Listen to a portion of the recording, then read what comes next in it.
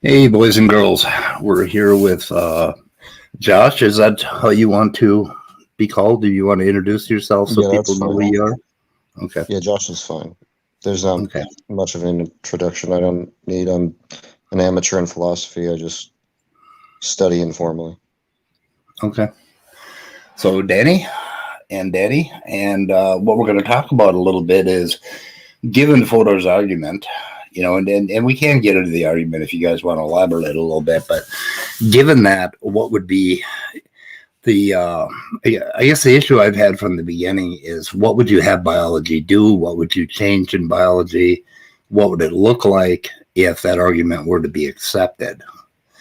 And what kind of biologist would be the target of that, basically? Would it be an ecologist? Would it be a population geneticist? Would it be a geneticist or whatever? Okay, so that's kind of what I want to get at, and I think you have some opinions. I'll just start by characterizing Josh's view in that video that he had with the other guy, James Downard. The idea is that you can make predictions in the field, right? But it's not from natural selection. Rather, Josh offered maybe the intuitions or ideas of biologists themselves. They don't get the predictions from the theory, right? And so what's happening here is that there's just the language, the textbook or whatever, right? The beliefs. There are beliefs out there that suggest that they do get the predictions from the theory, and that's what Fodor's argument is critical of, right? Is that kind of your view, Josh? Yeah, that's right. Okay, so they get Scott is my producer. I'm gonna he's in here. Okay, so so we get them from intuitions. What can you give us an example? Well, we might think that. I mean, I don't know if I have an example off the cuff. Maybe Josh does, but just you. Well, it's not Josh? like it's not just intuition, right? It's you have beliefs, and from those beliefs you can construct models that are likely. But the thing about that differentiates those beliefs from something like natural selection is that natural selection aspires to be general, so there can be cases where you have a bunch of beliefs about some type of animal, say hyenas or something like that, and you postulate that them having a certain tooth structure is more advantageous, right, given their diet or something like that. So you have all these background beliefs, and they create a sort of rudimentary model for you to make predictions off of that.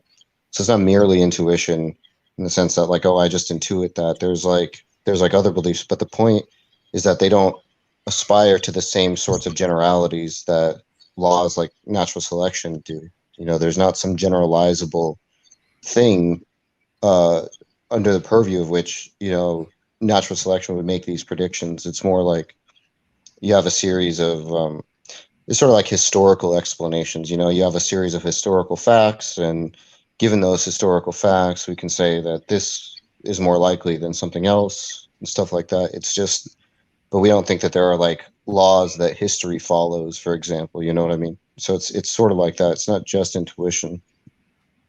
Yeah, we call them just so stories, I think, in evolutionary biology.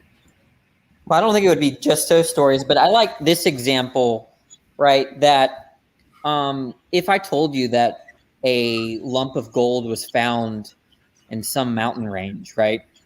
You could predict based on your background knowledge, based on the mountain range or whatever, how big that lump of gold might be, right? You might have a range of it, okay?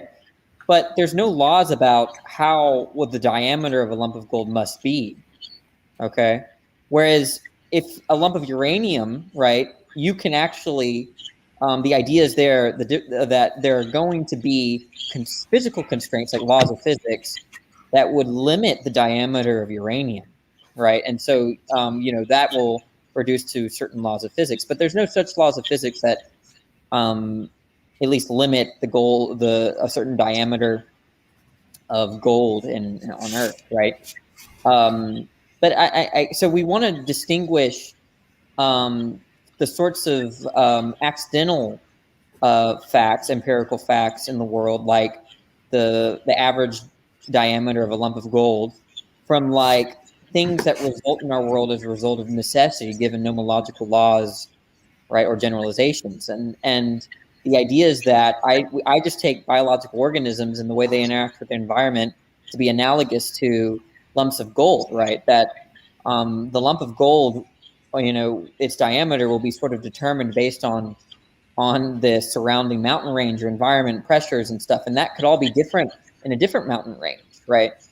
And so I just don't think that there's going to be a theory of diameters of gold, right? At least on Earth, right? And that there might be certain weak spots in the analogy, but it's just to serve as a kind of learning tool, I guess, to understand the objection.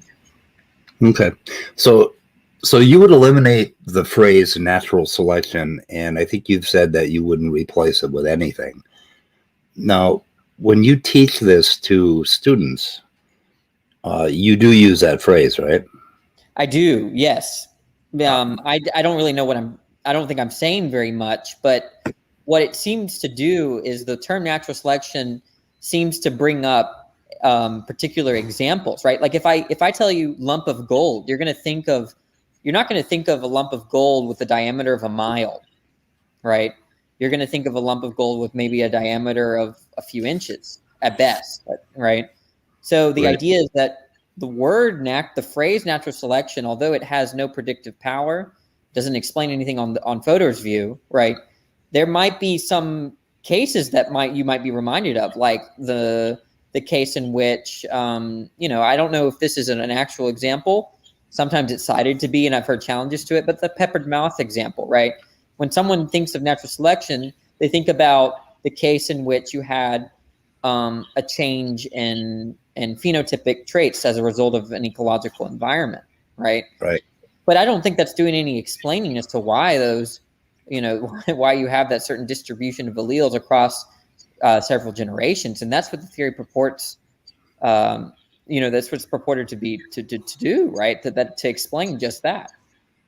You're not persuaded by the fact that certain alleles would become more and more prevalent as the white moths got eaten at a greater ratio. You're not persuaded by that? Well, that just seems like some kind of mathematical truth or some kind of tautology on the face of it. Well, yeah, there is a mathematical version of natural selection. There's a lot of them, in fact, and they're getting more complicated. If it's the definition, like Elliot Sober, and I think another one, not Elliot Sober, it wasn't Rosenberg either, but it was another philosopher of science and biology. They would think that the theory of natural selection is definitional, right? Which I think is a critical mistake, because the very notion of a scientific fact, theory, or truth at all, right, is that it's a contingent fact, right? The idea is that it could have been otherwise. But definitional claims, mathematical truths, are arguably necessary truths. Not in the sort of necessity there is not of a nomological nature; it's of a logical nature, right? And we don't want to say that some kind of logical truth or definitional truth is some kind of contingent truth, like a scientific truth. Okay, how would you define fitness? Well, I think it has to do with differential reproductive success, right? Yeah, that's a standard definition of it. It's a numeric ratio, quantity, and you can define either absolute fitness or relative fitness. Were you talking about Peter Godfrey Smith? Yes. Okay. He tends to get pretty complicated. So it is mathematical. You accept that part, that like I don't know. Well, but I think there are problems with that. But the point is that even if there weren't problems with that, right? In the sense that, like, if it is a definitional truth, if let's just pretend that it was a definitional truth, I just don't see how that's relevant to scientific theories, because scientific theories. Look, if I tell you that, let's say speed of sound is a bachelor, well, definitionally, you're an unmarried man, but that doesn't explain why you're an unmarried man, right?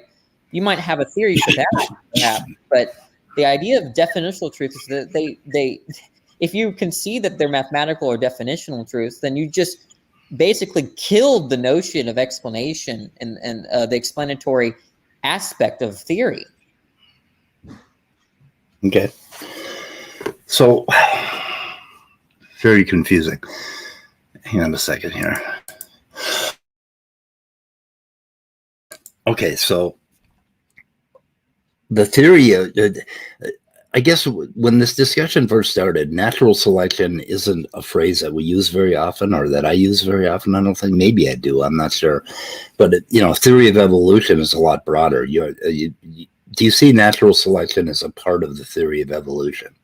I mean, once again, I think evolution in general is in the business of natural history. I don't think it's in the business of like what physicists are doing, right, with respect to generalizable theories. What could you repeat that again? I missed something there.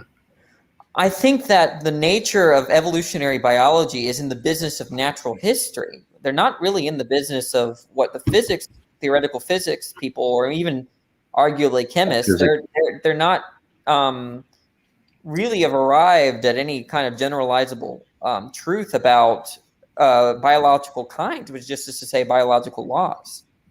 Okay. So why doesn't that make sense to me? Let's see. Josh, could you explain it maybe in a different way? Or maybe you disagree with what I'm saying at all completely, Josh, but... No, I think the point is that you're not,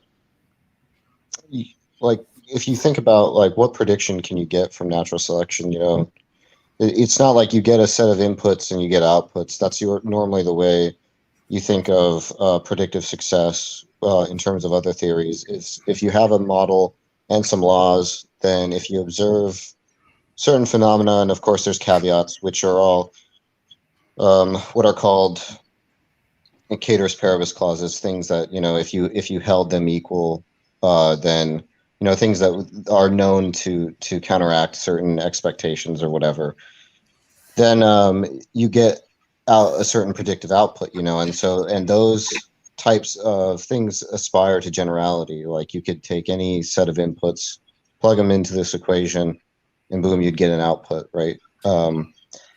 So what he's saying that we don't like go around making expectations like that, right?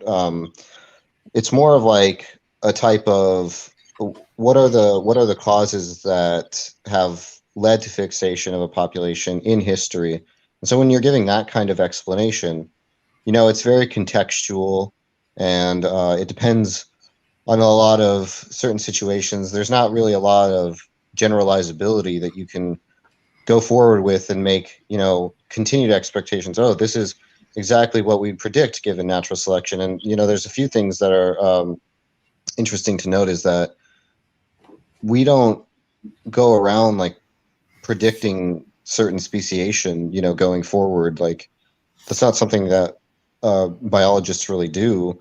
We seek to explain the past, and that's interesting in and of itself, just like we would explain history or whatever. But we're not capable of sitting there with like using this model of natural selection, getting inputs, and generating over and over again a series of models that are going to give us what species we should expect in the future. Probably because there are no constraints. These are what would be called intentional constraints on the propositional content. There's not a lot of constraints on what types of environments we're going to be in and what types of animals can inhabit those ecologies and stuff like that. So basically, my point is that you can't take an animal and an ecology and get an output. That's very, very rudimentary. But what we can do, what we're calling natural selection, which is what I think is sort of the common understanding, is we give a broad brush stroke over what we think are causes of fitness in individual populations. So giraffes have long necks because it was easier for them in this context to reach higher in the trees and get food. Maybe there's some stuff about self-defense or here and there, and we call all of that stuff natural selection, and we think we're explaining stuff. And so I am in broad agreement with what Danny is saying, which he's saying is just natural history, which is just we're just explaining why things came to be the way they are, and we use kind of broad strokes to paint that picture, and those broad strokes we call natural selection. But it's not the same way in which we're generating predictive expectations into the future, like we would do with other scientific theories, which would be the justification of those theories. Okay. Have you heard of Hardy-Weinberg equilibrium? No. Okay. There's, I believe there was one prediction made for African populations for the sickle cell mutation, and it came out almost exactly according to the equation, x squared plus 2xy plus y squared. And that was predicted basically because these two genes, if you have one of each, you have the highest chance of survival. And I don't know all the details, and I don't fully understand the African population thing or sickle cell anemia, but it came out exactly with those alleles and with those characteristics in mind. So that was a prediction. And it wasn't just, like 2x, it was a more complicated formula than that. And it predicted perfectly what the population is going to be if malaria is present. So how do you respond to that?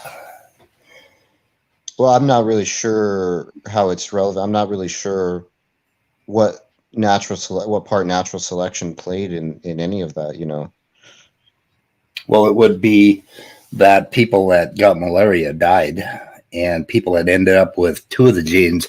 If you ended up with two sickle cell genes, you died. If you ended up with no sickle cell genes, you died. And if you ended up with one of each, then you survived. So we ended up with that lump in the middle, or I think it was right around, how was it? The genes are divided like 50-50 almost exactly when they measure them. And yeah, but just the question in my mind is just like, where is this? How are we getting this derivation from natural selection? I don't really understand that. You can say that we know these things about malaria and genes or whatever, and then say we can make a prediction based off that. I'm not contesting that. Like, I can make predictions based off of, like, there's all sorts of things I can make predictions off of that we wouldn't necessarily call a science or anything like that, and they can be Bayesian type predictions.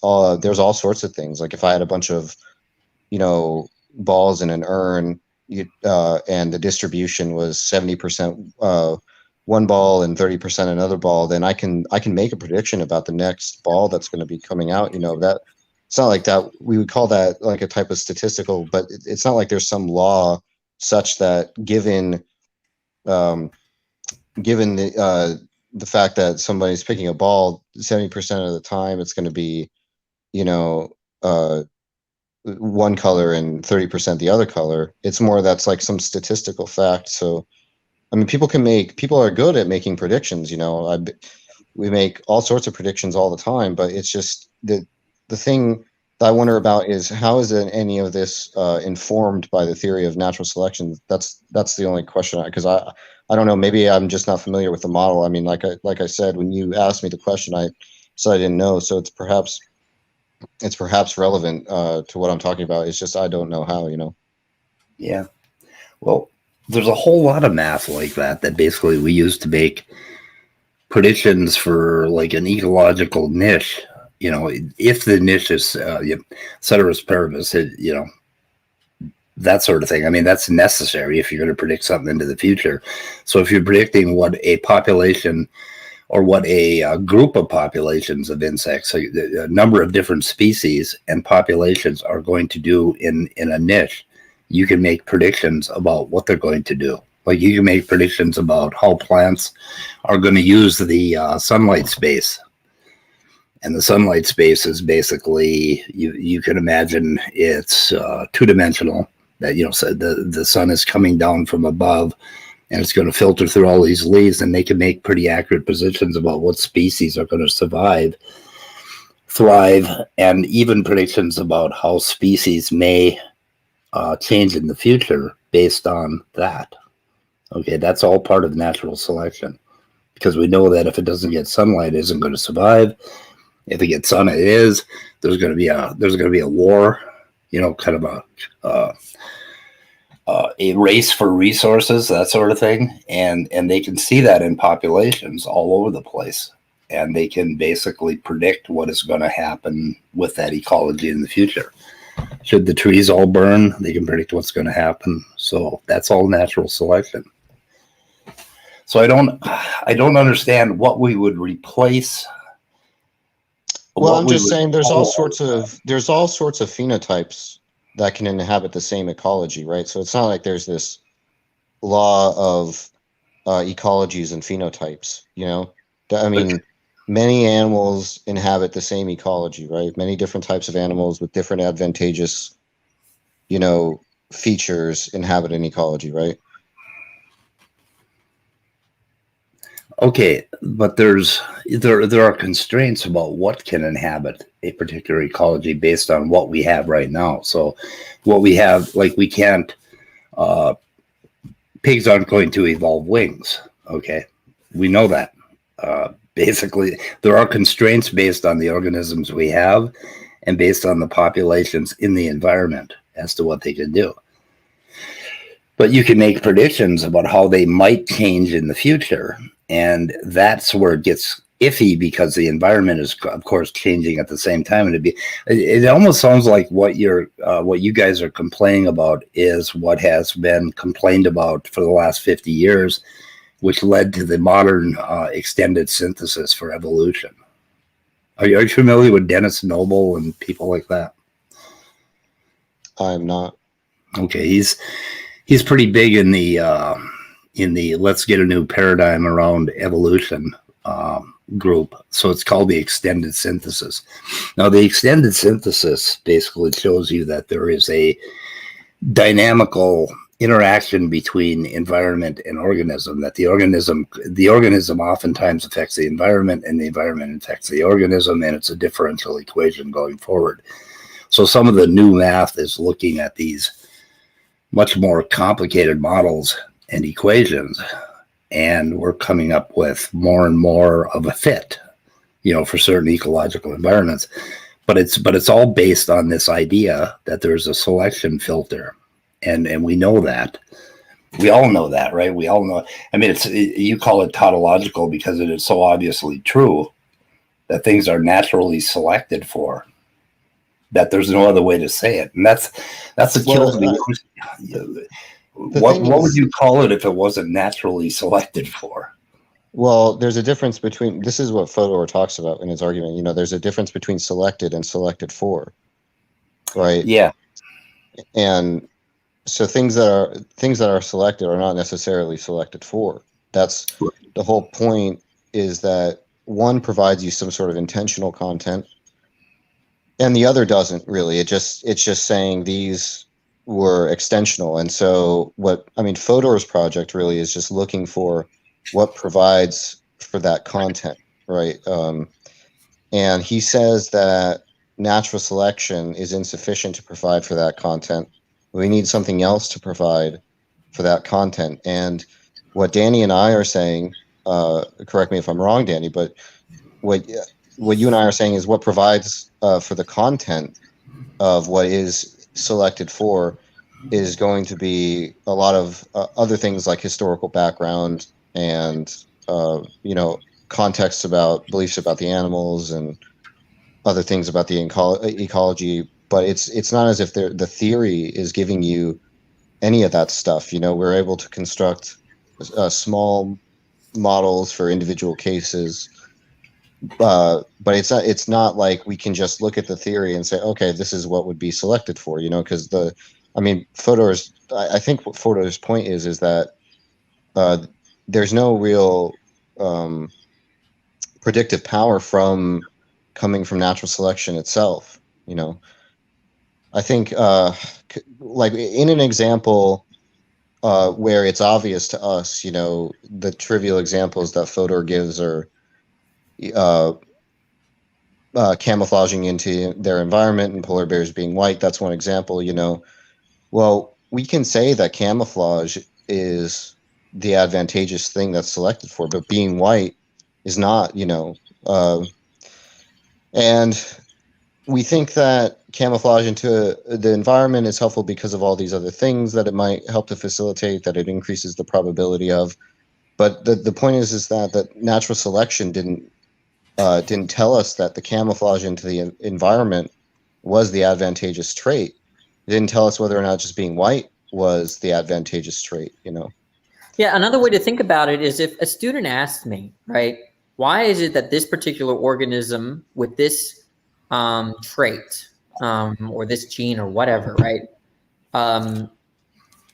it has this particular, or rather, we should think in terms of populations. So sorry, we shouldn't think in terms of individuals, but the idea is that why is this population have this kind of distribution with respect to allelic frequencies? For me, Right. just to say because of natural selection just seems like a non-answer. Well, that would be a good start, but it certainly that's isn't. already, that's sort of a given, right? Because the starting question is, why do they have that allelic frequency? Obviously, they were factors of the environment or properties of the organism that, trivially speaking, the fact that it's come to fruition, that particular distribution within those populations means that there was selection of. Okay, so just to say natural selection is not going to direct you towards which traits that were selected of are actually selected for. Okay. You understand that there's a third one that you guys haven't talked about, and that's selected against? Negative selection? That's Rosenberg's response, which is just to say that we shouldn't be thinking in terms of the frequencies going up and then saying points to those frequencies as what's being selected for, but rather the decreasing frequencies as being selected against. But still, then you're going to have the same problem. You're going to contrast selection against is going to be intentional. Selection of it's not going to be intentional. So it's the same problem. Rosenberg. Okay, intentional with a T or an S. Sorry, I'm S. Okay, so why would that be intentional with an S? Well, once again, just this for the same reason why selection for is intentional with an S, and selection against is going to be intentional with an S, because you could, if you substitute the coextensional variables, the truth value is not going to be preserved, right? So if we just take Fodor's very simple examples of the polar bear, right? There's selection against, right, with respect to, let's say, traits that are black and that confer brown fur. That's coextensional with traits that are that don't camouflage. The traits that don't camouflage have the property being selected against, right? But right? And that's going to be contrasted with traits that are just not selected. But selected against is far more powerful in that most selection against occurs before you even know there's an organism born. I don't think this is a reply to what I'm saying. Maybe Josh can explain it better than I can. No, just listen for a second. Okay, selection against is basically happens almost at the cellular level, where a lot of mutations just do not make it into the population at all. So that's part of where the constraints come from, right? You have to have at least a viable organism to get up. So selection against is for mutations that are deleterious. Selection of are for mutations that are neutral, and selection for are mutations that would be beneficial. But now Rosenberg, when he said that, that we should get rid of selection for, I kind of had trouble understanding him or wrapping my mind around what he was suggesting, sort of, because it seems to me that there are all three of these things, and they relate to fitness, and they relate to the equations, and it's how we make the predictions. So my point with Rosenberg is that bracketing the fact that it just seems like a terminological dispute, you're still going to have the intention problem. Well, those three things are definitely different at the genetic level. So they have a different molecular physical reaction. They're different. We know they're different. Things are selected against, they're selected for. And well, selection for is a little iffier because you have to get out into the environment for that for the benefit to affect that population. You're going to have to be in an environment. Selected against, sometimes the environment is just the cell itself. Okay. Selection of is the neutral selections, which are going to account for your diversity. Okay. I don't know which one of these guys made the point, but basically, Gold with his spandrels was basically not being understood properly, and that a lot of these traits that end up out in the population, just because they're free riders, end up being beneficial at some point if the environment changes. So that also is in the effect. But these are very perfect silos, these three different things: selection against, selection for, and selection of. It just doesn't relate. It just doesn't pertain to the argument, because changing the terms here, thinking of it inversely, I suppose, is not going to present a defeater for the intentional problem and the coextensive problem. But it does kind of. I just explained why, right? Because remember, the original argument is the problem of differentiating selection for and selection of. Okay. I'll try to explain the difference, right? So with that, let's just take the polar bear example, because it's very easy to get your head around, right? So imagine a student walks up to Danny and says, well, why did polar bears proliferate? And Danny says, well, because they're white. And they ask, well, how do you know it wasn't in virtue of the fact that they camouflaged into their environment?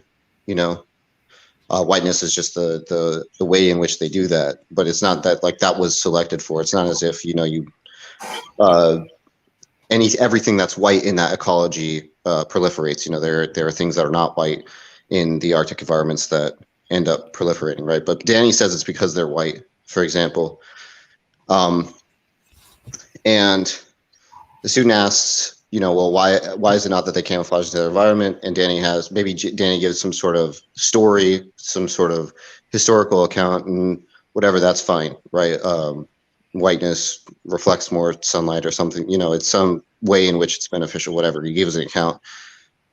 Maybe it's not that, right? But imagine the same student comes up to Danny, and instead of saying, what was selected against, why did this happen? And and Danny says, well, it's because they were not white.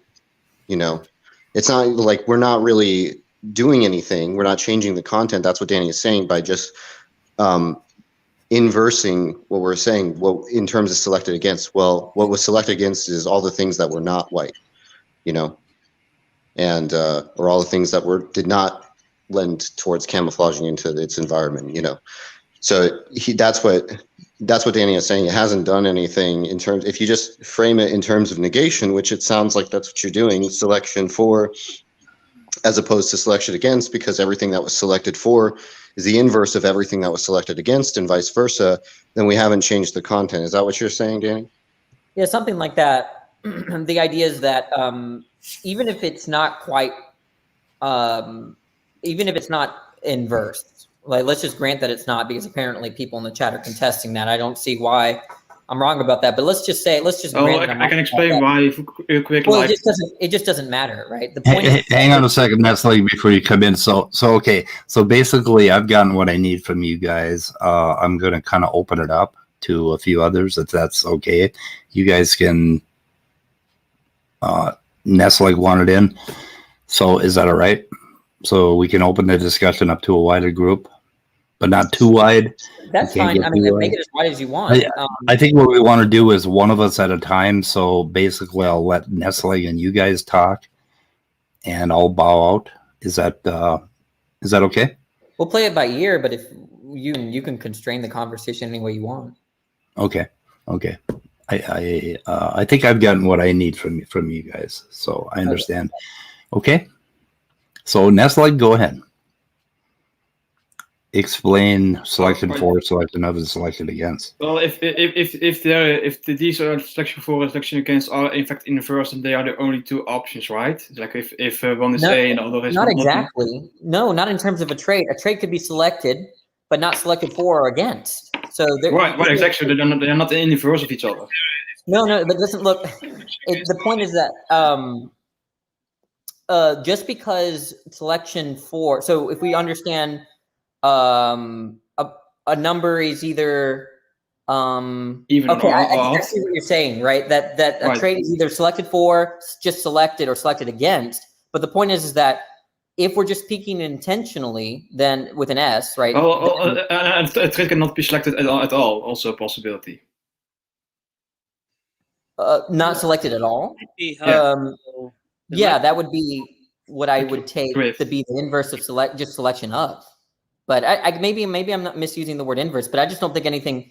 My misunderstanding there is nothing's going to turn on that. The point is that there's still an intentional. I think you meant to say they are opposites, but not necessarily inverse. Maybe okay. right? Sure, they're opposites. The point is that you're still going to have an intentional problem with an S. Like a negative and positive are opposites, but they are not necessarily inverse, because you can also have neutral. That's one analogy I can take off. Right. Sure. I might have misspoke. I might have not used the right term, but the point is that it's another way of thinking about the terms, but it doesn't escape the intentional problem. To clarify, there are three things. There's selection of, which would be neutral. There's selection for, which would be beneficial, and selection against, which would be purifying selection. But then he gave also just not selected. Also just not selected. That would be the I guess the drift. Okay, there could be drift. Yeah. Well, do you actually, Danny, have you actually used the formalization of the argument that like Vic made? That he made? That would be good to see. I mean, I talked to Vic about it, but I have a formalization that Vic made. Okay, no, Vic and I have been talking for about an hour or two about we've talked about an hour about Fodor, but he never presented a syllogism or anything like that. Can you put it in private chat or something, Jack? Or no, I'm gonna. He's my roommate. Vic is my roommate, so he. No, but I have the thing that Vic wrote up. Okay, I don't have it. Because I think if you just focus on the argument, that might be a way to keep it focused, right? Because then the question is just going to be,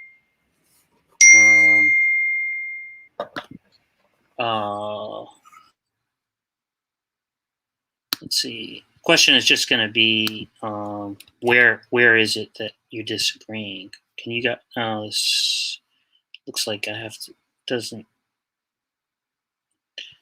Maybe here, Danny, I'll give it to you maybe on Facebook, and then see if you can figure out how to. Yeah, you go ahead and give it to me on Facebook then. But I don't understand. Yeah, so how would you display? Maybe I give it to Speed, and then you can put it on the board. Okay, you should have it. So I think if you go through the actual argument, right, then the question is going to be, where does the argument go wrong? Right? It truncated that in private chat for some reason. I gave the whole thing to Danny, so Danny will figure out a way. Danny, can you send it to me? Email it. I see it cuts it off. I'll have to. Danny or Dan in the chat says asks, he doesn't understand selection of. Can you elaborate what exactly Fodor means by selection of, as opposed to selection for? Yeah. So the idea is that It's just anything that moves to fixation in a population. Okay. Yeah. Yeah. The distinction is right that selection for is a trait that's selected for is a trait that moves to fixation in virtue of its contribution to reproductive efficiency, right? So the idea is that it's a cause of fitness. So it moves to fixation. The phenotypic trait moves to fixation in that population because it's a cause of fitness, right? Whereas a trait that's merely selected is just a trait that moves to fixation because it's correlated with a trait that is a cause of fitness. So it itself is not a cause of fitness. It's correlated with a cause of fitness. That is to say, it's coextensive with a cause of fitness. These are called evolutionary byproducts or spandrels. Those are traits that are merely selected rather than selected for. So spandrels are also selected, and they are selected but not selected for in Fodor's understanding. Or another term would be free riders, I guess. Yeah, free riders. But then they are not selected, right? They are just right, or maybe not understanding what Fodor exactly means. They are selected but not selected for. That's the distinction. Right. Yeah. And the whole problem is that natural selection. I don't know exactly what Fodor means then by selected. If spandrels are selected, I don't know what he means by selected. Yeah. Why would they be selected? You mean fixed? You mean fixed in the population, I think, rather than selected. So some things are fixed in the population. They are fixed in the population, right? But the point is they're selected, which is to say that they're correlated with a trait that is selected for, right? They coextend with a trait that's selected for. So an example would be hearts, right? Let's go with the common story. I mean, I don't think there's really any way. I know the thumping on heart example. I know. Yeah, but you're not the only one, Nestle. There's yeah, I know. I think many people here already knew about it, right? No, there are a lot of people that still need to understand the argument. All right. Standard story with hearts, right? Although I don't really see how anybody could know this, but let's just go with the standard story, right? Could you guys hang on for just a second? You both put long pieces of text in the private chat. Both of you were truncated. Can you give me the last part? I emailed you. Oh, you did? Okay. Well, where the hell haven't I got it? Did you email my? Look at your first name's email. Oh, my real name? Yeah. I don't even see it there. Okay, let me try again. Oh yeah, I got it. Okay, thank you. Go ahead. Yeah, so the standard story about hearts is that hearts move to fixation in early populations because they contributed to reproductive efficiency in virtue of their blood pumping feature, right? Pumping blood conferred a reproductive advantage, right, in some Aboriginal populations, right? But there's another trait of hearts, which is that they make lub-dub noises, right? Now, lub-dub noises are a function of the blood pumping, or maybe that term function is misleading. There's something that comes along for free when you have blood pumping, right? Blood pumping confers reproductive advantage. Making lub-dub noises doesn't confer a reproductive advantage. But when you get blood pumping, you get lub-dub noises. So the trait of lub-dub noises or lub-dub noise making, that trait is merely selected, but not selected for on this story. If this story is true, that's why we have hearts, right? That's the distinction between selection and selection for.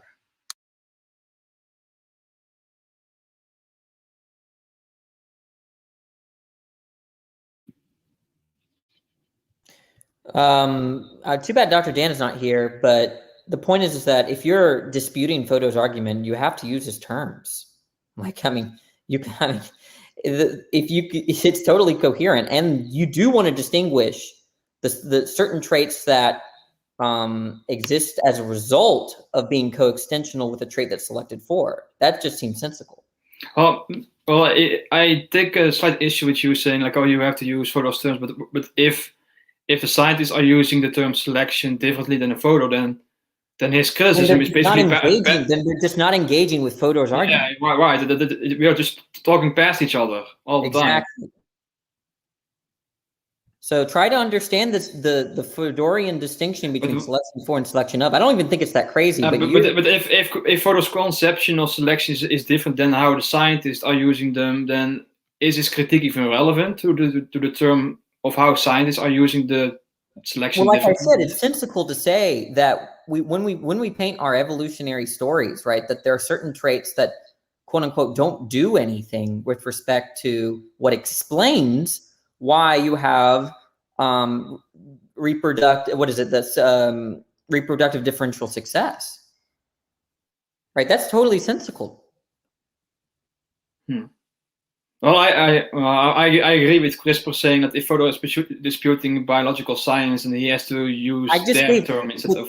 The point is that they're going to concede, right? Then I think they're just making. Then they have a broader issue by not just. I really don't think that they understand what they're saying. But the point is that you have to distinguish between the sorts of properties that organisms have that are not relevant to reproductive differential success, and the ones that are, right? And the whole argument centers around the fact that natural selection can't differentiate them, which is to say that via the theory, we can't get to the explanation of why the traits move in, or why there's a particular allelic frequency or reproductive differential success, at least that's to say our observations of the frequencies. Yeah, you need context for that, yes.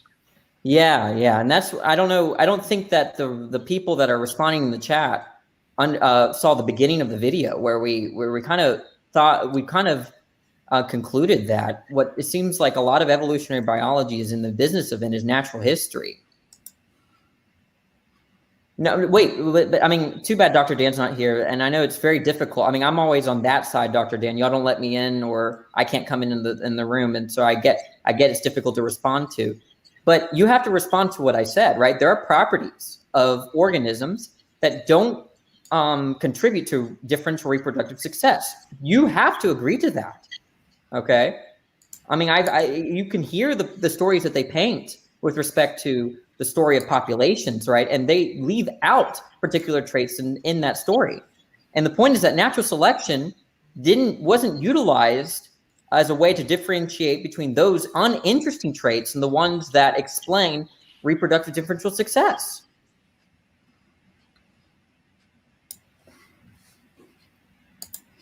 I'm trying to...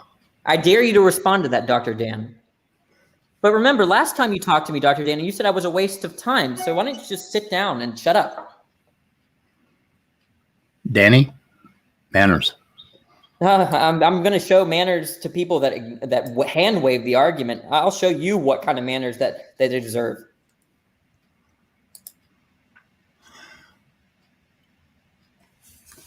Okay, so I missed a little bit here. There's a thing that's necessary. There's a distinction. Something really. I put the argument up here that you sent. I reformatted it a little bit, and you guys might want to go over this with us. So, yeah, let's see. You want to go over it? I don't care. Well, we take the theory of natural selection to say creatures are selected for relative fitness of their phenotypic traits and ecologies. Okay. Creatures are selected for. Phenotypic traits are selected for. There's a difference between phenotypic traits and the genes, you understand. That involves a theory of evolution and becomes quite complicated. When you look at a function going from gene to phenotype, you end up with a function that's about the size of the moon in area. See, the point is, this is why I think you should stick to the argument, because you need to show what in the argument you're disagreeing with. Phenotypic traits are selected for their role in causing increase of the fitness according to the following principle. Okay, so I mean that's uncontroversial, right? That creatures that survive better are going to survive, right? They're going to reproduce more because they're more because they have a greater fit. Well, reproduction is fitness, so it's almost tautological, okay? But that's not controversial, right? Creatures with T1 phenotypes will be selected in preference to creatures with T2 phenotypes. Okay, we know that. That's not controversial. Creatures with T2 are equally fit, then all else equal. Neither type of creature will be selected in preference to the other. Well, no, that's not necessarily true. Creatures with T1 could end up drifting into fixation, basically. So they could end up taking over. So there's another cause. That's what the all else equal clause is doing. But if all else is equal, so you would cut out genetic drift from all else is equal? No, I don't. The point is, right, that genetic drift is going to make it unequal, make the two cases unequal. Well, it's going to make the two. When you say all else is equal, are you talking about the environment and everything else, or are you talking about the genes themselves? There's nothing different. The only difference in the cases are the traits. Okay. Well, then one trait could completely drift out of existence just randomly, just by random chance. That would be to violate the all else equal clause. Okay, I disagree with that. Neither type of creature will be selected. You think that genetic drift is a mechanism, right? It is. We're barring some independent mechanism that would bring about the change, right? There would be nothing to favor one over the other. Right? Okay, so you're including genetic drift and all else equal. Okay, granted. Yeah, it's including all independent factors. Okay. We think this can't be right. Okay, you think... What do you think can't be right? Okay, suppose that in a certain kind of creature, T1 and T2 are linked. There's a whole lot of different ways that things can be linked. We know that. Suppose that having T1 is a cause of increased fitness. Suppose T1 and T2 is not. I mean, this is not that difficult to understand. I don't understand. What I don't understand is why you wouldn't grant... Because you're using the word selected up here a couple of times, right? We know that there is selection. Just because we don't know, I mean, just because for one instance we may not know whether T1 and T2 are linked, there are ways of finding out if they're linked. So what is the problem? We're not raising an epistemic objection. You what? We're not raising an epistemic objection. Yeah, remember I corrected CRISPR on this. Fodor is not disputing that we can't know the trait, the interesting trait, right? The trait. We got it. I understand what it means to not raise an epistemic objection. Okay. So, but we're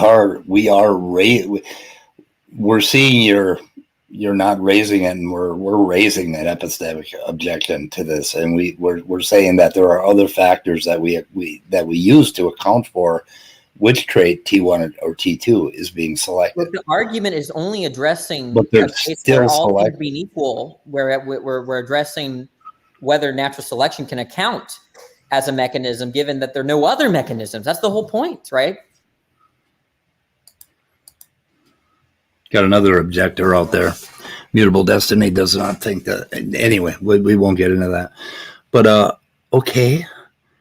So the theory of natural selection, or genes by themselves, okay, are not going to give you the entire picture about what happens in a population.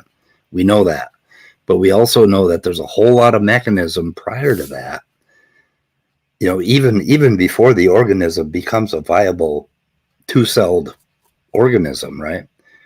And that has a hell of a lot to do with how the genes mix and match and all of that stuff. And then the organism gets into the environment and it is selected. Okay, something about the phenotype. Consider the phenotype rather than consider individual traits. Consider the entire phenotype as one functional unit. Okay, it's one unit. Okay, how does your argument deal with that? Certain types of one unit are being selected for. Well, then we're just talking about types. I mean, you're just changing the language. We're talking about what? We're just talking about types under the way you just read. You're using different terms now, and now if you're using your terms, then we're just talking about there are two types. Then one in which is selected for, and one where there's just mere selection. It doesn't help. Okay, if there are two different types, and one type will be selected for if it has a greater fitness. I mean, that's just mathematics. We know that. So one type is not selected and one type is selected. No, but there's both. They're in both cases, right? We have a trait, but so we have. I mean, I don't know why I bought into this idea that we can just replace the word trait with types. It just doesn't matter. The point is that you have a trait that's merely selected, and you have a trait that is being selected for. And we're not like Jack said, giving an epistemic issue, right? We can say we know that one trait is selected for rather than the other in the case of coextensional traits, okay? But it's just not known via the theory of natural selection. It's known via other via other means. It's known by other means. Even the traits that are selected, okay, for which there is selection of, are going to be selected and end up in the population either by genetic drift or natural selection. Well, I don't know. No getting around that. Remember, we're just talking about. Hearts are going to be selected for, or selected. The hearts are going to be selected. Things that pump blood are going to be selected, and they're going to end up in the population along with. And the thump noise is going to be selected also. So both things are going to be selected. That's why your examples are really bad. You should stick with things like linkage disequilibrium and things like that, because then we could have something with a heart. I don't see why the example is bad. Trust me, biologists. One of the reasons you're being discounted is because biologists are just real when you use those kind of examples. If you use an example like, linkage do you between think genes. that hearts were selected because of their blood pumping trait? Why they ended up in the population? Rather than their thump noise making trait. I'm going to make an educated guess that the fact that they changed the pressure from one side to the other was the selection factor that was strongest. Yeah, but I think, so hang on, hold on, will you listen? I want to add that for mammals, I think the thump noise is also something that has a selective advantage. Okay, so that's one of the reasons why I just don't like the example. Where it doesn't. We're talking about cases where it doesn't, right? Not think there are such cases where it doesn't affect anything. Yeah. But look, it doesn't matter. It doesn't matter whether this is actually true of hearts, right? The point is that where the theory presupposes a distinction between traits that contribute to reproductive efficiency. Right? Okay, I'm telling you, and traits that do not. Right. That's the distinction between an adaptation, right, and an evolutionary byproduct, right? That's just standard evolutionary theory, right? We're not introducing anything arcane or fringe, in there, right? That's a standard distinction you'll find in any biology textbook, right? So I just don't understand this point about bad examples. Why not just stick to examining the argument and then telling us where you think the argument goes wrong? All I'm telling you guys, I'm trying to be generous here, and I'm trying to tell you, you're shooting yourself in the foot by using bad examples. You should just accept a better example and give an offer. Right? What makes it a bad example? We're trying to work with the basic. The objection turns on a basic distinction between evolutionary byproducts and adaptations. Right? Do you grant that there's such a distinction? You sound naive when you use that example. That's why biologists. I'm talking about the emotional response. In hearing you lecture to me when you don't even understand the argument, right? So what you need to do is try to be charitable, right? Okay, and that's what I'm asking you for. Don't try to draw on some fund of knowledge that you have, right?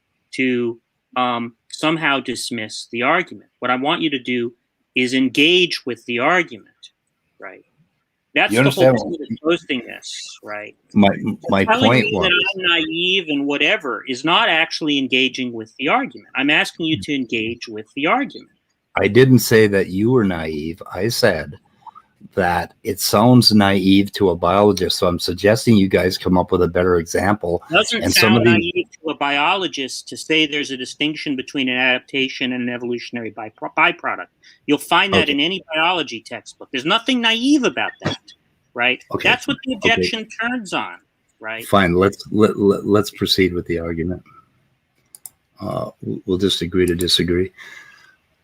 Okay, so I don't understand what you're disagreeing with. Do you think there's a distinction between adaptations and evolutionary byproducts? Jack, I said we're going to move on. Okay. So where are we in this argument? Okay, you think that can't be right. Okay, and then you have to show the coextensive properties, and I don't know. I'm hoping somebody else will come in and talk to you guys because I'm kind of done. So, we can do this again with people that you want to support you, because it is like me, Josh, and Jack, and no one else is talking. So I understand. Yeah, I kind of like somebody else to come in and offer their views on it, like Dessel or CRISPR. Yeah, I know. I mean, I don't mind being ganged up on. I live for it, but I understand that not a lot of people handle that pressure very well. So we can just we can resume the conversation later with people like that profess that they understand or have a refutation of the argument. Yeah. Yep. All right. Thanks, Jack. Okay. Yeah, I guess we're done. Well, Midnight might want to. Midnight did want to come in, but I don't know if. Hey. Hello. Can you hear me? Yep. So, let's see. This Fodor. I'm trying. I always wonder like why we even have this. This argument in this community. As you said, every 4 years it pops up, but it's one of those things where, now we're having it more and more. Like, just can we? I guess having the conversation is fine and all, but it just gets to a point where people get tired of repeating the same shit. What y'all complain about like creationists on almost a near weekly basis? What are you talking about? What does that have to do? What does that have to do with continuing to have this Fodor argument? You're complaining about the in virtue of it that it's regularly brought up in these streams that like that's a reason to drop the conversation when there are things that y'all are just so fixated on, like particular creationists who will not be named, that I find that very boring, because at least at least here we're talking about an argument presented by a very sophisticated thinker. Is there something that you didn't understand? Is that why you're laughing? No. I'm laughing at you calling Fodor a sophisticated thinker. I'm sorry. I didn't mean to laugh at you. Wait, Yeah, people look. Even if you don't accept Fodor's argument, Fodor is greatly respected. Like Greatly respected. The man, from what I understand, the man. What is the checking. point of this? Hold though? on, Is there hold any on. criticism of the argument or not? Because if No, not, they don't why want would we to. They just want to listen? talk about they just want to complain about the discussion. Yeah, at least why would we be interested in hearing somebody complain if they don't have an objection that we can't answer? Right? I think Nestle, you partially accept the argument, but you just take a different. What's your construal of natural selection? You said you give a different one that circumvents the objection. Sorry, say again. You actually found Fodor's argument to be interesting, and to a point where you kind of had your own construal or a construal of natural selection, right? Well, my point is like it depends on what view of evolution you talk about. Like there was the old view of adaptationist view of evolution, where everything is an adaptation. I think Fodor's argument is correct on that one. But when you talk about the modern view of evolution, where you have like a pluralistic view with many different mechanisms and such, then I think it's outdated. I think he's a bit too late on the curve on that one. Well, Yeah. Fodor isn't offering a critique of the evolution of organisms in general, right? He isn't saying that there aren't other or can't be other evolutionary mechanisms that explain phenotypic change, right? He's saying that natural selection is not explanatory. So his objection is targeting natural selection specifically.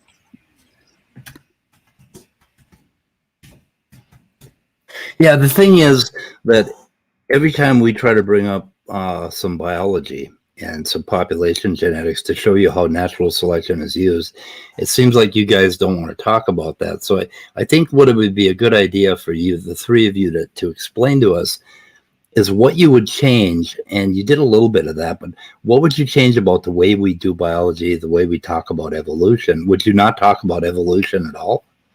No, Are you look, suggesting we dump that? we talked about this, right? We said that we can understand historical natural history in terms of being explanatory. You know, we can give an explanatory story of natural history, and biologists are really good at that and using that to make predictions for the future. We're suggesting that, not to pretend that the predictions stem from natural selection as a theory.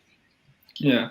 I think Immutable in the chat says it right. I think natural selection, just by itself, like as purely the concept, doesn't really explain much, because it's so general. You cannot have any, without any context. It's so general you cannot make any predictions from the concept alone. This just seems straightforwardly contradictory. Natural selection is not. He's saying natural selection is not explanatory, but the components of the theory. I just take theories to be explanatory. You can't. The fact that let's talk about other components of the theory. That doesn't look of what theory? The theory of natural selection. Presumably, the idea is that if it's not explanatory, it's not a theory. Well, natural selection explains why if you don't take all your antibiotics, you can end up really fucked. So I don't understand what else it has to explain. You're just not getting it. You see, this is why I thought we should stick to the argument, right? Because if you believe that... Okay, what am I not getting there, Danny? Tell me what I'm not getting. If you actually believe... If you believe that natural selection is an explanatory mechanism, right, then you should be able to show where the argument is going wrong. Because what the argument is doing is trying to show how, in fact, it can't actually explain what it purports to explain. Right. So that's just making a claim that begs the question against the conclusion of the argument. Okay. Right? It's not showing what's wrong with the argument. Okay, in the example given, okay, or the examples given by Fodor, you cannot separate T1 and T2, but you can separate T1 plus T2 and T3. Okay, we know that T3 is going to disappear from the population, basically. Okay, that's how we figure out that if you don't take your antibiotics, you're going to be fucked. Again, you're just construing the objection as an epistemic one. and it's not. Right. We're not Okay, making well, systemic okay, objection. now when you say, That's not germane to the argument. okay, when you say a theory is supposed to explain something, you are not talking about epistemics? Explanations are not It's saying, it's not saying that we can't know which of the traits is the one which contributed to reproductive efficiency. That's not the objection that's making. Okay. The objection is that the mechanism, right, can't distinguish between traits that are merely selected from traits that are selected for.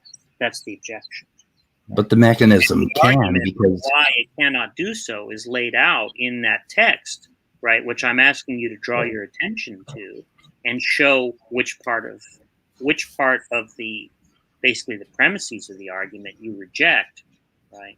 Or you can show that there's some kind of error in the reason, right? That's how you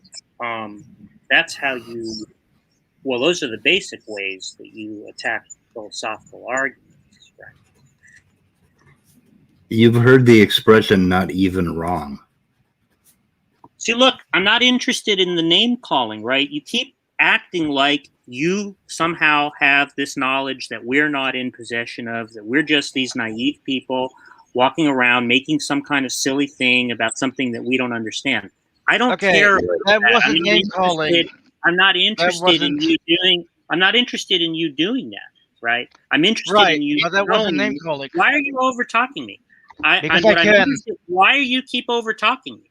What I'm interested in. Why are you over talking me? What I'm interested in you doing, right, is showing where the error is in the argument. You can show which premise ought to be rejected and why. Okay, right? the entire Or you can show that there's some kind of error in the form of the argument. The entire argument is much ado about nothing. Yeah, this it doesn't make. Okay, will you let me try to explain what I'm. Why would I let you try to explain when all you're doing is the same thing that I've asked you not to do? Because I own the channel. Exactly. Go ahead, That's Speed.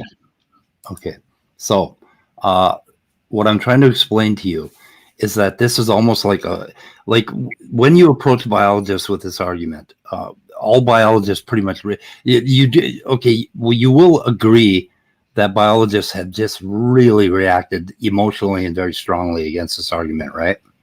Is that correct?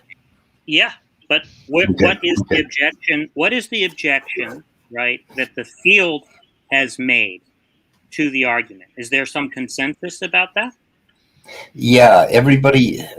The thing is, the argument strikes us as a Frankensteinian representation of what we're working on and what we're thinking about, and it doesn't even match. It doesn't match us in language or in intent or anything. And nobody would say that, we're just going to take this. Right? I'm asking you which part of the argument you reject, right? And that would require me to talk to you about the argument that was posted, right? And when it's presupposing something that you object to, tell us what it is, right? Okay, boys and girls. You won't let me talk about biology because you think I'm being a smarty pants, right? I'm asking you to engage with the argument, right? There's an argument that's been presented to you, right? And I'm asking you to show us where the argument goes wrong specifically. Don't say, "Oh, I just reject that argument," right? Because that doesn't tell us what's wrong with the argument, right? I want you to look specifically at the argument and say, this here is a mistake. It's a mischaracterization specifically, right? Or there's some kind of error in the form or something like that. I respond to this argument thus. You've given no such response. Yeah, the stream is going to end now if nobody wants to come in. Okay, I would like to hold on. I would like to point out something. When Speed said it's not even wrong, that's not an insult. Jesus. It wasn't an insult. I'm trying to explain to you why biologists are so put off by this argument, right? I'm not interested in why they're put off by it. I'm interested in them raising an objection that we don't have an answer for, right? Yeah. That's all I'm interested in. If you don't have an answer to the objection, then as far as I can see, if you don't have an answer to the argument, right? If you don't have an objection to the argument that I don't have an answer for, then as far as I can see, the argument goes through, right? So that's the only thing I'm interested in. I'm interested in the denial of a premise, right? Or some error in form that's been exposed, or something along those lines. What impact has this argument had on biology to date? How long is what did Fodor make? When did Fodor make this argument? It doesn't make any difference as to whether or not the argument is sound, right? It may have no impact. It may have momentous impact, right? That can happen either way, whether the argument is sound or not, right? What I'm interested in is whether the argument is sound or not, right? If you don't have a way of showing that the argument is not sound, there's just nothing for you to say, right, with respect to engaging with the argument.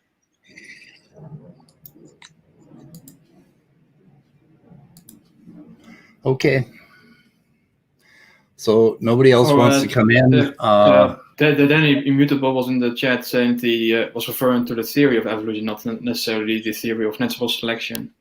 I know there's just a whole lot wrong with picking out the theory of natural selection, and I'm not even going to get started. And I can't communicate with you guys. I mean, that's the target of the argument, is the mechanism of natural selection. It's not targeting anything else, right? It's saying there's a problem with the concept of natural selection as it's employed in biology and philosophy of biology, right? That's what the argument is about. So I just don't understand how what you're saying makes any sense. I know. It hasn't had any impact on biology. Right? Explain why there's something wrong with an argument that's targeting a specific concept in biology, right? What's wrong with doing that? Is natural selection a live concept in biology today? Do people employ the concept? Great. So but not as much as you think. The argument is saying there's a problem with that concept. There's a conceptual problem with natural selection, right? And it's wrong. And the argument lays out what the problem is, right? So what I'm asking you to do is to show what's wrong with the argument. That this argument is presented in the form it is at all, and that natural selection is being taken out of context and given a Frankensteinian form, which he doesn't even seem to understand, and you guys refuse to even talk about. That is what's wrong with the argument. The argument is just a non-starter. It has had no impact on biology. No one is taking it seriously today but you guys. And Jack, I don't he doesn't know how to respond to an argument, right? Yeah, why are you so dishonest, right? If you don't have a criticism of the argument, come back when you do. Right? Come back to my own channel. Come back and talk to us when you can show what's wrong with the argument. If all you can do is say you don't like the argument, you don't like the conclusion of the argument, right? You think the argument is dumb, that's not interesting because it doesn't show what's wrong with the argument. You need to be able to show what's wrong with the argument. Why be so dishonest, right? Figure out what's wrong with the argument, study the argument, right? Figure out what's wrong with it and develop a counter argument and then come back and present that. You're just wasting everybody's time with name calling. That wasn't name. Wow, Speed. Like, I need to ask you this: Have you name called anyone here? Look, nope. I'm not interested in the meta. I'm interested in a criticism of the argument. Right? Do you have one? There's no meta in the argument. I was pointing out that he didn't insult anybody. He didn't name call. Right? He's saying the argument is dumb. He's saying the argument is dumb. Right? But hold on. Hold on. Right? I'm not interested in his opinion. I'm interested in a counter argument. That is saying that the argument itself is dumb, not the person. Do you understand what name calling means? Fine.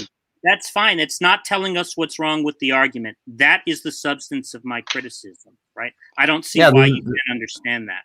Well, right. Well, hold on. Why didn't you say that in the first place, rather than saying, I won't tolerate name calling?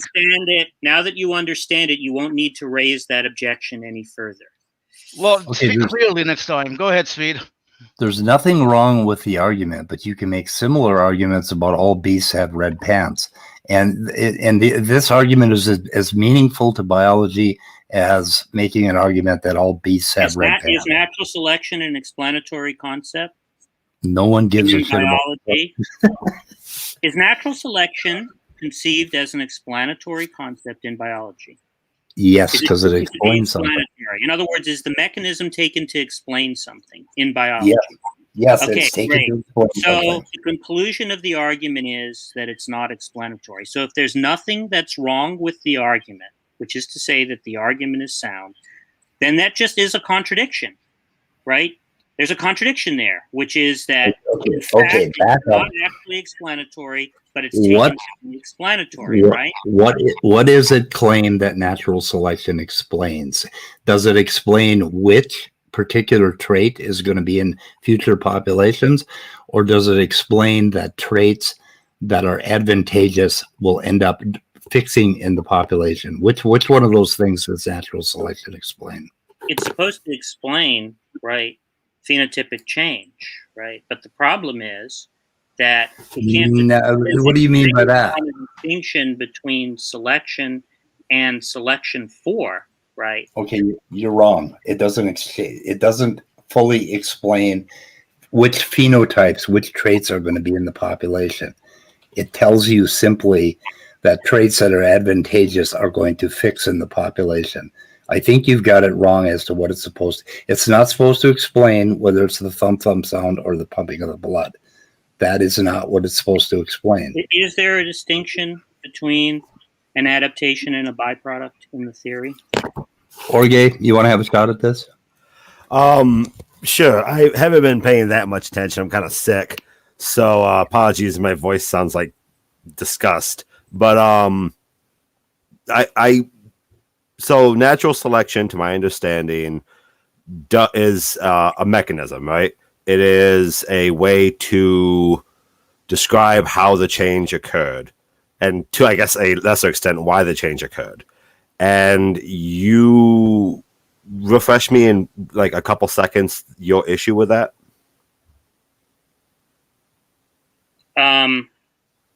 We're saying that natural selection doesn't offer an explanation of which of two coextensive traits, right, is going to be the one that moves to fixation in virtue of its contribution to reproductive fitness. So you think natural selection does not explain what we see in nature? Yeah, it's not explanatory. Well, It's what the argument shows. okay. And your argument is does it have a alternative explanation? No. So physically speaking, you don't have a better approach. You're just trying to dismiss something that does have physical evidence with No, the point fancy is words. there can't be evidence for a theory that's not explanatory. How you say it doesn't have evidence? I feel as though That's if what we had a the biologist in argument- this room, that's they would what disagree the with you. argument. That's what the argument lays out, right? So I'm asking people to address the argument. I think part of what Speed's issue, and maybe I have the same issue here, is you seem to assume you're correct and want us to explain why you're correct to you. You No, need I to didn't- show no, me. there's been You an can't just say argument- it doesn't there's an have. argument- It doesn't. There's an argument that has been presented, and what I'm asking people to do is criticize the argument, right? Not Your reject- argument not relies reject- on. You said your piece. Let me talk, please. Your argument relies on natural selection not providing The argument, right? not providing evidence, not providing explanation, but you haven't shown that natural selection doesn't provide an explanation. So why should I argue why should I argue All right, for your there's- argument when you there's haven't an even shown the reason argument- for your argument to exist? God damn it. You keep fucking muting me. All right? There's an argument that's Hey, Speed, I know you're anti-intellectual, but, chill out, man. there's an argument that's been presented, right? That's what I'm asking people to do, is criticize the argument. Right? So if you haven't looked at the argument, look at the argument, and then when you figured out what's wrong with the argument, you can tell us what's wrong with it. Jorge wasn't here in the first part of the video, so he doesn't even know what the argument is. Like, I asked for a quick synopsis, and I'm trying to work off your quick synopsis. I'll tell you because Jack has been talking very, very briefly, right? In biology, in evolutionary biology, they differentiate between traits that are ride-along traits with traits that contribute to reproductive success. Okay. Sure. And the whole argument is to show that the theory of natural selection can't pick apart which one is being selected for versus which one is merely being selected. So that's the essence of the argument.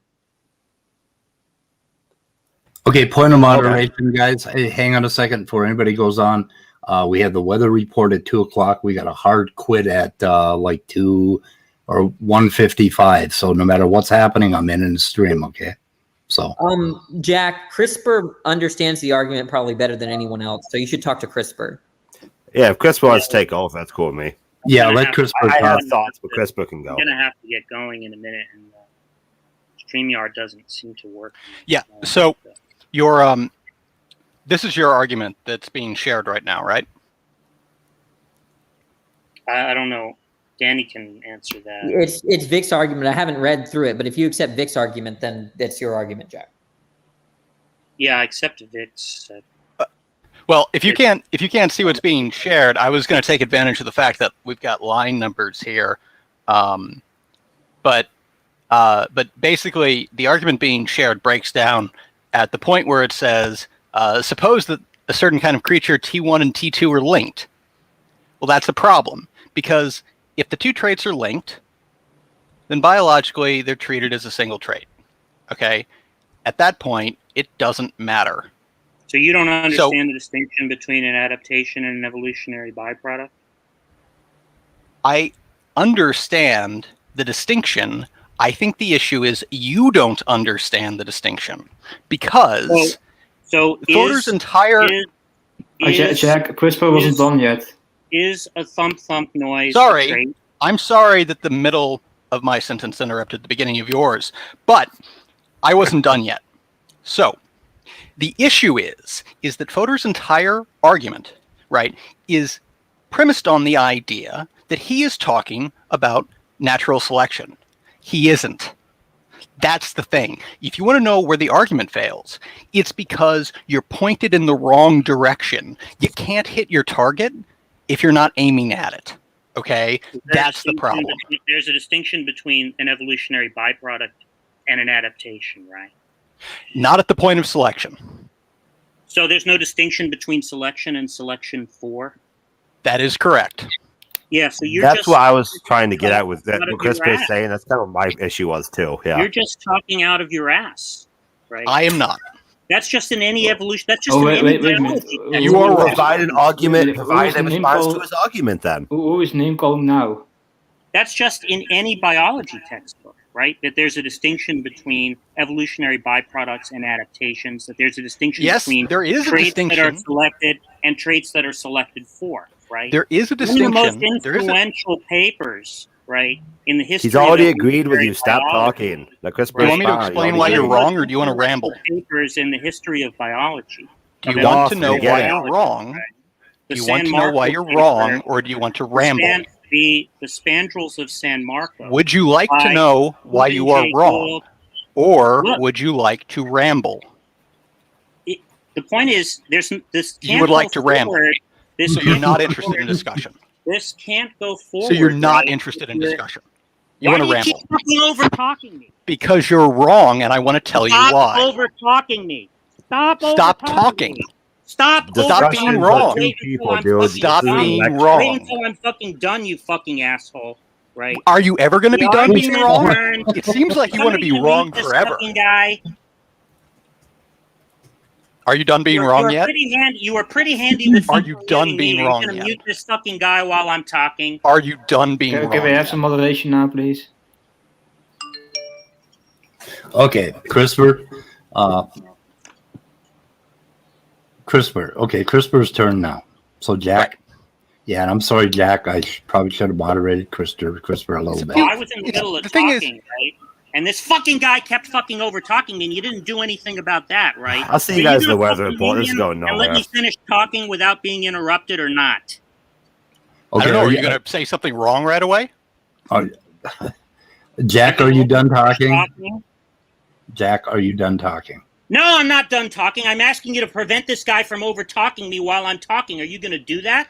I tell you what, I promise you, I will not interrupt you unless you say something wrong. I'm Oh not my God, talking to you, you How fucking about you just dumbass. don't Are you going to interrupt? prevent this guy from over talking me or not? Okay, Christopher, can you please back off? No, Otherwise I'm gonna have to fucking mute mute you. him while I'm talking. Okay, get done with what you're going to say, Jack, and don't ramble on. Christopher, let's give him a few minute or so. Yeah, give him a minute, Christopher. The argument turns on the distinction, right, which you can find in any biology textbook, between evolutionary byproducts and adaptations, right? So a trait can be a trait without it being an adaptive trait, right? But it can be genotypically linked, right, with a trait that is an adaptive trait. That's what spandrels are, right? That's what evolutionary byproducts are. A distinction between selection and selection for, which again can be found in any biology text, right? And the distinction between evolutionary byproducts and adaptations, right, which can be found in any biology textbook, right, is a central distinction in the theory of natural selection. Right. Okay, Jack, hang on. You can see this in a paper such as the Spandrels of San Marco, right? Jack, we've all been. By Richard Lewontin and Stephen Jay Gould, right? Two prominent evolutionary biologists, two of the most eminent evolutionary biologists of the past 50 years, right? Who employ this very same distinction. So this is not some kind of fringe view, right? Okay, so Jack, when you say that, in fact, that distinction does not hold, right, at the level of selection, right, you're just talking out of your ass. Okay, Jack, nip it. Okay, now try to be briefer. Otherwise, I know somebody's going to interrupt you. Okay, so now we're going to let Christopher go at it. Okay. It's amazing. He just repeated the stuff I already corrected after I corrected it. And he just wanted to ramble just like I said. All right, look, I'll say it again because you didn't hear it the first time. The difference between adaptations and free riders is after the fact, not at the point of selection. At the point of selection, when there's actually a differential reproductive success, there is no difference. I already said that. Yeah, and what I said is that you're talking out of your ass. Yeah, right? you're just repeating your already wrong statement that's already corrected. You saying that it's... Okay, Christopher, were you done? Can I ask a question? Yeah, Go for Brenda.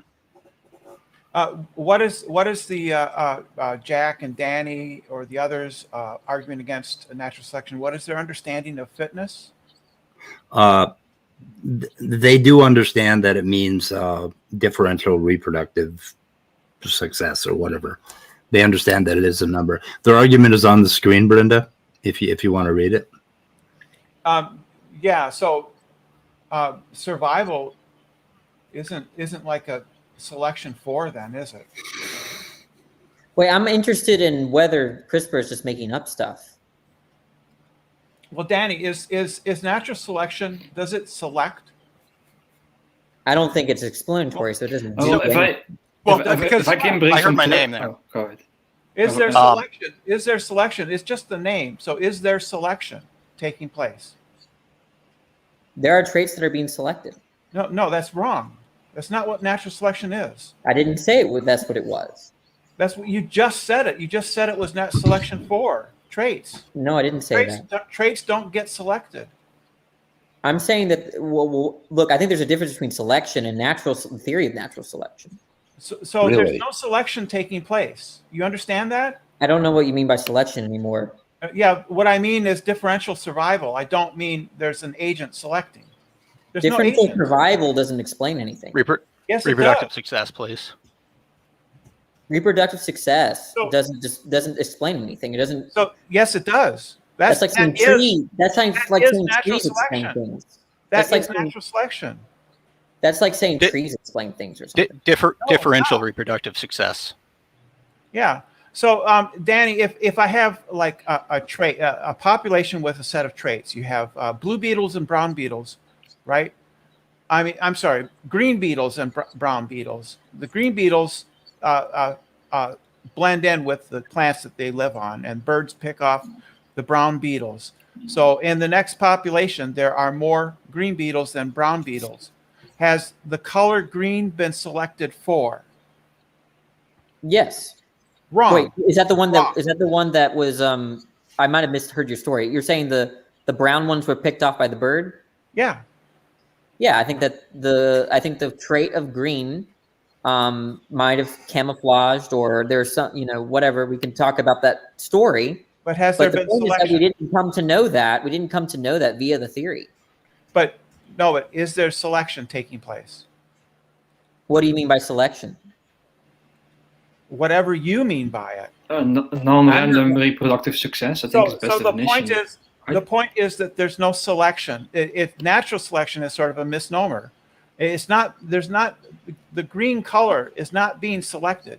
They're simply surviving. And we can know this because some green beetles do not survive into the next generation. Isn't the whole question as to why? Danny, she's just bringing up the point about selection again, but that's already been addressed. Oh, okay.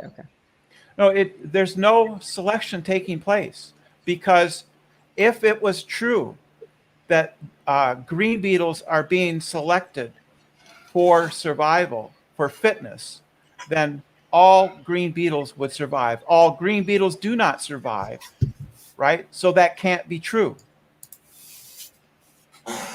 You understand? Yeah, that's part of it, is that selection is just a word we use, right? The mechanism of this is differential reproductive success. That's the first thing. The mechanism for what? Differential reproductive success is the mechanism. The mechanism for why certain alleles come to become fixed in a population. How's that? It is a mechanism. Reproductive success. I'm sorry, what? How's that just not? How do you differentiate that in reproductive differential success? How do I differentiate differential reproductive success from differential reproductive success? You just said differential reproductive success explains something. Now, what I think you said was something that was on the same playing field as reproductive differential success. You talked about fixation. Well, the changes in allele frequencies are not reproductive. It's synonymous with reproductive success. So the frequency of an allele in a population, right, is not identical to differential reproductive success, right? Yeah, they are causally related. Yeah, the percentages are not themselves it's not the same concept of differential reproductive success. But the percentages themselves are not going to explain anything. I know that. The percentages are explained by the mechanism. The mechanism is differential reproductive success. Among others, there's also drift, of course, but yeah. Wait, isn't differential reproductive success just the idea that there are changes with respect to percentages across generations? No, it's the idea that individuals with heritable variations affecting fitness will have a greater number of offspring than their peers on average in the next generation. That is differential. Is that what you take to be natural selection? Look, the thing is natural selection is a term, it's a label that is applied to a selection of ideas. Is it a mechanism or no? Hold on. This is important. It is often applied in different ways, in different contexts, and so talking about it is an unnecessary level of confusion. Danny, what you're going to have to explain to this guy that he's not understanding, because I have to step away, right, is when a heart is selected, right, which is to say when it moves to fixation in a population, right? It's in virtue of some property that the heart has, right? And not in virtue of some other, not in virtue of some other property that the heart has, right? That's what you need to focus on. But no one cares. That's they're irrelevant. Just not understanding. They're not understanding that that's right. The reason why hearts move to fixation. Can't hear you. The reason why hearts move to fixation is because of something. Something makes it the Differential case. reproductive success. Something makes it the case that it contributes to reproductive success. Right. That's the point irrelevant. You focus on, Danny. Well, You want to focus on the irrelevant point and not the relevant. Yeah, but you're just saying that that's attributed to success or something, which is just like, I mean, of course, that's a trivial point, CRISPR. Yes. Welcome to the conclusion. You're Well, they're almost just saying there. That they what's explained, their success is explained by their success. No. What are you? Aren't I'm you not trying sure. to explain? I'm not the sure how difference in frequencies, which imply a kind of success, right? Or in terms of success? No. I'm trying to explain. Why it is some alleles become fixed and some move to extinction. That is the question that we're trying to explain. The notion of fixed there, that is going to imply success. No. Well, then I don't know what you mean. What do you mean by success then? Well, differential reproductive success means you've produced more offspring. Okay, so more offspring equals success. Yeah, that's the way it's used. Okay, so then if there are traits that move to fixation, right, that implies that there's reproduction with respect to, the opposite of extinction, reproduction, right? Because you just differentiated. Well, no, because organisms will the fixation and extinction is with respect to individual alleles, right? And so when an organism reproduces, right, if it's heterozygous for some allele, right, and let's say there's heterozygote advantage, right, and so it has an advantage because it has one copy of a beneficial allele, one copy of the wild type allele, right? So that organism could have 50 offspring, whereas its peers have 10. Huge differential reproductive success. And it could be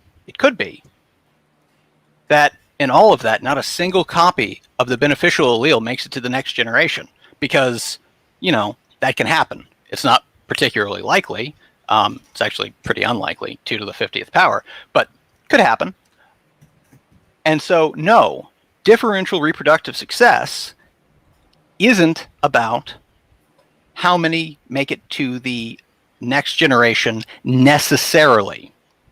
They're correlated. They're very well correlated, but there's not a necessary connection. So is this just to dispute the 16th line? Because I want to get back to the argument, because I don't think I want to know why you don't differentiate between spandrels and interesting traits. I think he does, but I think he's just saying that the selection isn't about making that distinction beforehand. The mechanism, right, doesn't care.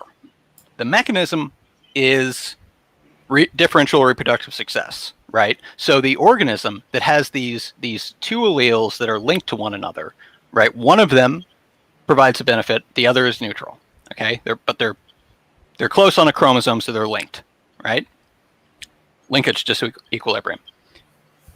Natural selection doesn't care; it just doesn't. And when you see now, this is what I mean about people using that word, and they use it to mean a bunch of different things. The mechanism that explains why it is that those two traits both move to fixation, that mechanism is not operating on the basis of which one is providing the benefit. It is agnostic to that. And the thing is, it doesn't matter, right? It doesn't matter because either way, they're both going to fixation. If there's a strong benefit from one, they both go to fixation. I don't care, right? I don't care how do you distinguish which one is which? Well, I can do it after the fact. I can distinguish between the spandrel, right, and the actual beneficial mutation after the fact. But I don't need a mechanism to pick out which one of those is beneficial, because the mechanism doesn't pick out which one is beneficial. It grabs a chunk of the chromosome, right? This chunk of chromosome's great. Let's have more of it. It's not actually thinking that, right? It's just that there's differential reproductive success, and there's a statistical correlation between the inheritance of the portion of the chromosome containing the two linked alleles relative to the portion of the chromosome that doesn't contain the linked alleles. You get the idea. The point is that the actual mechanism that is explaining why it is that some alleles move to fixation doesn't care, just doesn't. I'm It's not only really about understanding. differential reproductive success. Like, do you think that a heart was selected for because of the noises that it makes, or because of some other fact about it? Selected. Well, I think that the original heart didn't make any noise, so that's not relevant. Look, what is wrong with you? Like, just be charitable to the example. Danny, I think his own example of like the two alleles being linked would be an equivalent example of your heart. A And better example. I want to know. I just want to ask him very simply: do you think that the noises that the heart makes explains why you have the sort of percentages of organism that has hearts? So Just this answer is the the question. thing: I did answer the question. You said it wasn't being charitable.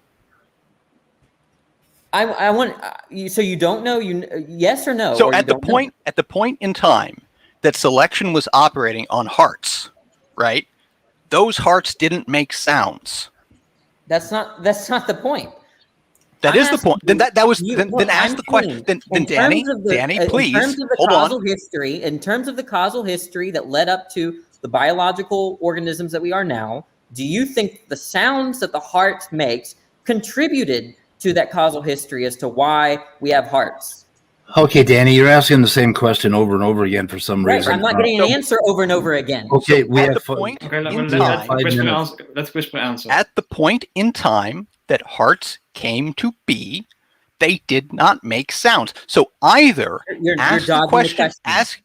ask the question in a way that resolves that issue. So you don't know?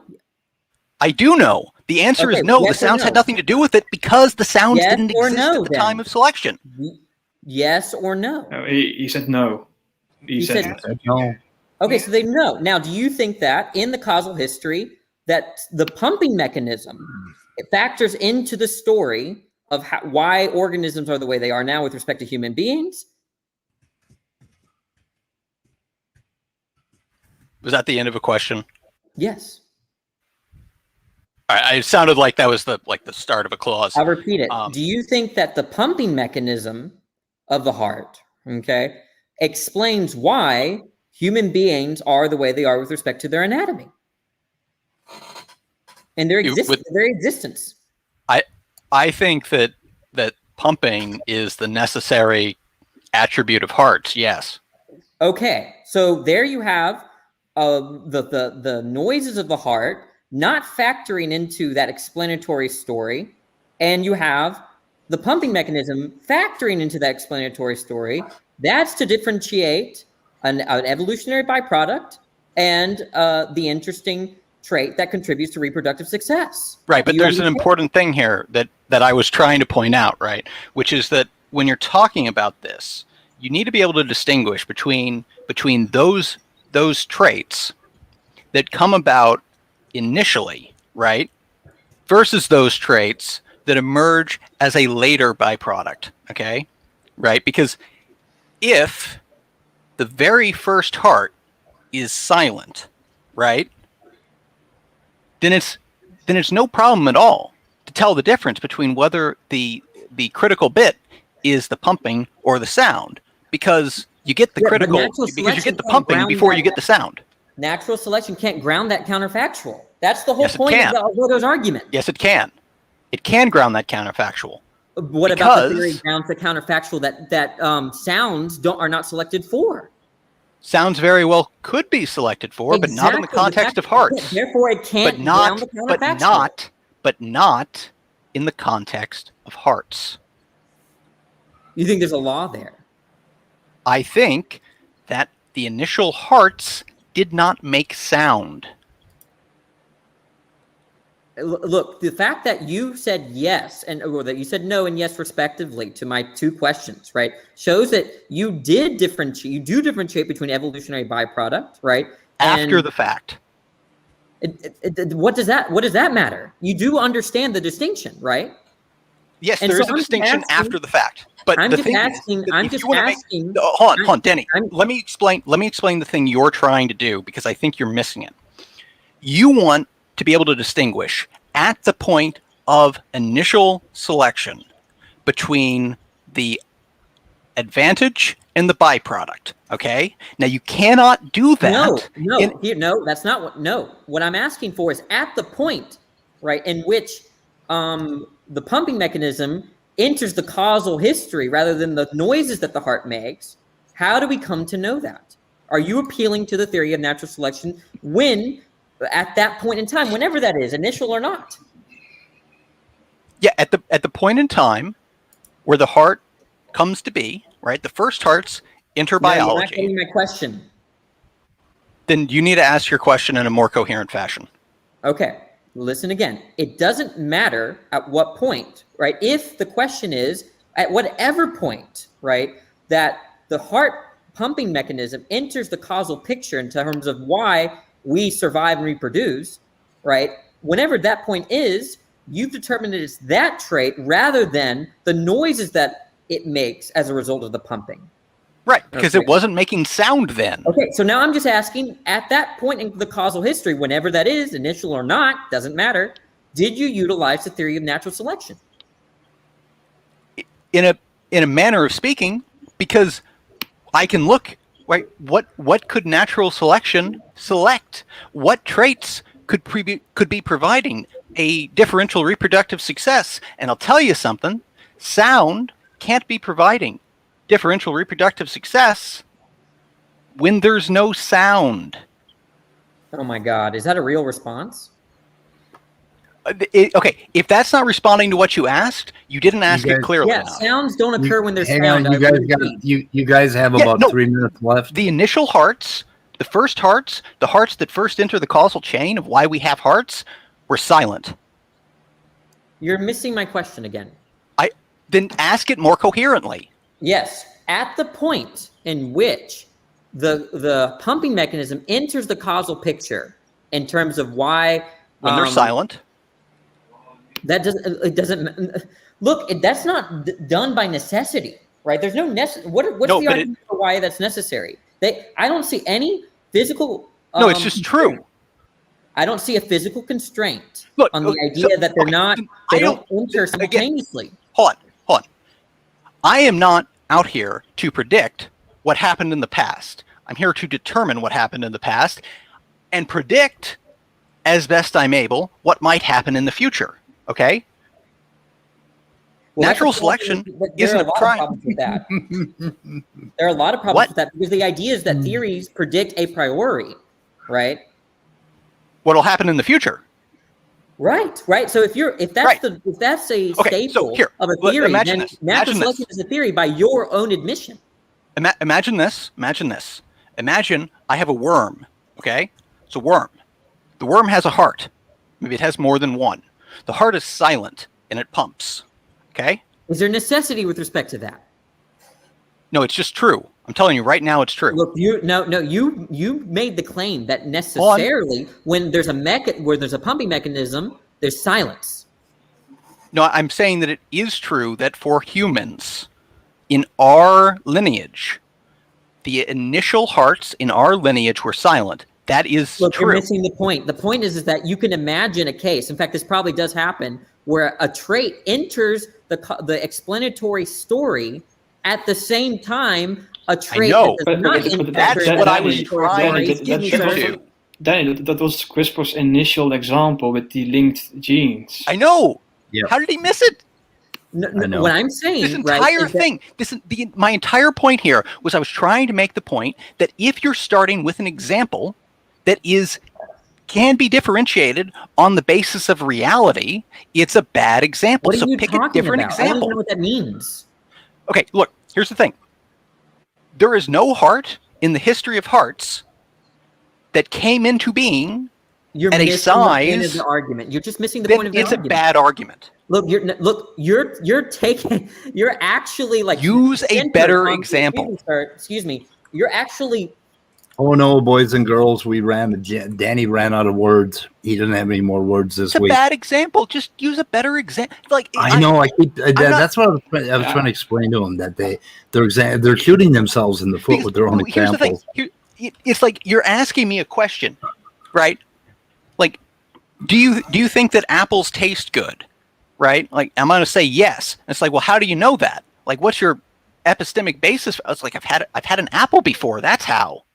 Like, Yep. Just use a different example. If you don't like the fact that I am giving you an answer on the basis of the reality of the example you're using, use a different example. Yeah. Okay, I got to wrap this one up, CRISPR. I'm starting another one in 5 minutes. There are no philosophers allowed today in the weather report. I fucking had it. So we're going to end this stream. Okay. And pop on over to the next one, and we can talk further if you want. Maybe. I got some stuff I got to finish working on, but Oh, of course you do. Damn it. Okay. Anyway, this is going to be a topic for a few days, and I just don't think we're getting anywhere with the philosophers at all, and I don't see it ever getting anywhere because, man, they've got something in their teeth and they won't let it go. So anyway, I'm going to end this thing. Okay, guys. Where's my? Okay, bye.